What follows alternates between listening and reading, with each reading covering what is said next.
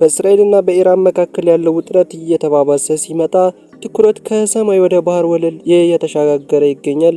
እዚህ የዓለም አቀፍ የኢንተርኔት የጀርባ አጥንት የሆኑ የባህር ስር የተዘረጉ የፋይበር ኦፕቲክ ኬብሎች ከጊዜ ወደ ጊዜ ለከፍተኛ አደጋ እየተጋለጡ ነው። ከቀይ ባህር እና ከሆርሙዝ ስትሬት የሚመጡ ዘገባዎች እንደሚያመለክተው ኢራን ከሷ ጋር የተሰለፉ ቡድኖች ከ95% የሚሆኑ ዓለም የኢንዱስትሪ ትራፊክ የሚተላለፍበትና በቀን ከ10 ትሪሊዮን ዶላር በላይ የፋይናንስ ግብይቶች የሚደገፉበት እነዚህ ወሳኝ መረቦች ኢላማ ለማድረግ ፍንጭ ሰጥተዋል።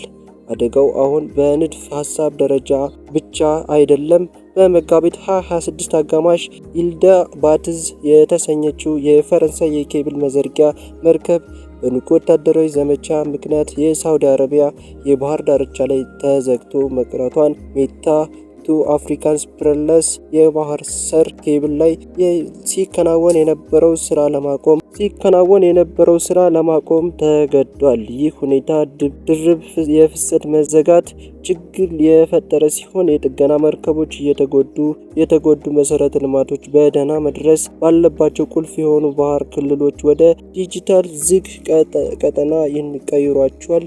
ምንም እንኳን የዓለም አቀፍ የኢንተርኔት መረቦች በአማራጭ መንገዶች የተነበቡ ቢሆኑም ባለሙያዎቹ ግን እነዚህ አካባቢዎች ፈጽም የተቀናጀ ጥቃት ወይም የረጅም ጊዜ መስተጓጎል በአውሮፓ በእስያና በአፍሪካ የሚገኙ የክላውድ አገልግሎቶችን የባንክ ስርዓቶችና የሰው ሰራሽ አስተውሎች AI መሰረተ ልማቶች ላይ ከባድ ተጽዕኖ ሊያደርስ እንደሚችል ያስጠንቅቀዋል።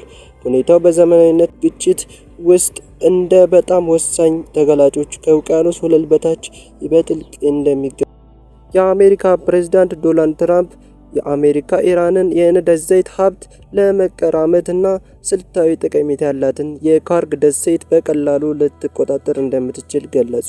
ፕሬዝዳንቱ ከፋይናንሻል ታይምስ ጋር ባደረጉት ቆይታ የኢራን የነዳጅ ምርት መርከብን ፍላጎት እንዳላቸው በግልጽ ተናግረዋል። ትራምፕ ከአሜሪካ ካርግ ደሴት ለመቆጣጠር የሚያግዳት አንዳችም የኢራን መከላከያ እንደሌለ ገልጸው በቀላሉ ልንወስዳት እንችላለን ብለዋል።